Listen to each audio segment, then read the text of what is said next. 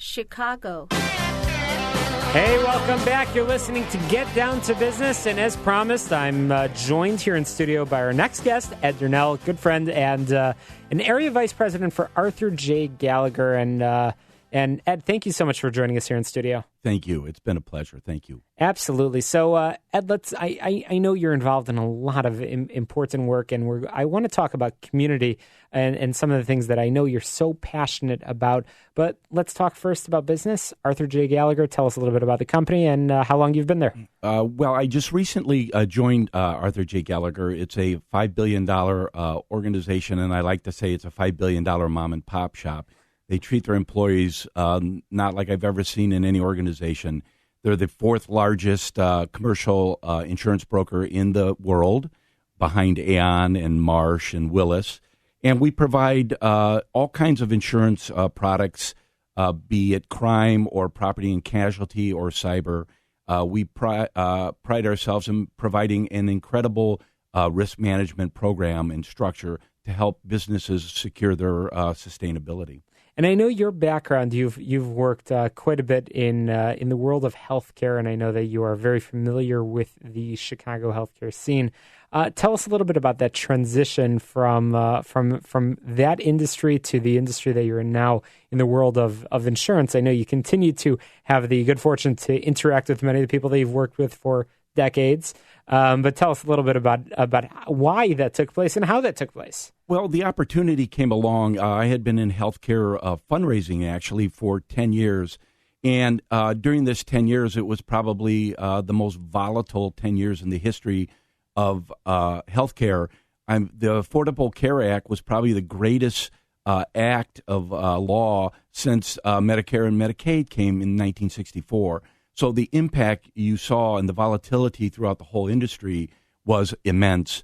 And it really forced hospitals, doctors, administrators to really rethink their model regarding healthcare and how they go about providing care for their patients. And that model will be continue to morph. It'll continue to be volatile.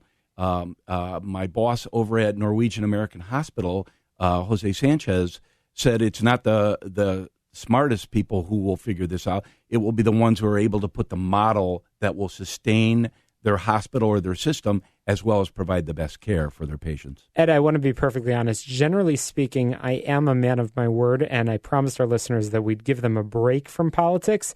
However, I have this opportunity. I have you here in studio, and you just talked a little bit about the Affordable Care Act, a.k.a. Obamacare, and that's not a derogatory term. That's the reality. And as we approach the end of his presidency, I know that he looks back and believes that's one of his signature bills.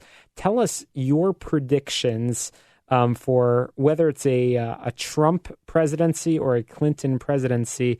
What other changes you expect in the industry that you're in insurance, but also in the industry that I know you're so passionate about, healthcare, and we certainly appreciate the opportunity to have an expert of your caliber here in the studio with us to discuss. Well, I think no matter if Trump or Miss Clinton are elected, there will definitely need to be some tweaking. The major issue, two of them was, if you want your doctor, you can keep your doctor, has not panned out, as well as the cost of the overall system has really risen to a point where people are just walking away, as well as insurance companies walking away. So either candidate will have their hands full as trying to kind of meld and put together a program that will be able to service the American people and give them the health care that they need and deserve. And mergers will continue to take place? I spent 22 years in banking, and I always thought merger mania was limited to banking until I got into healthcare. And what you're seeing is just an incredible explosion of mergers. I think sustainability will happen through mergers.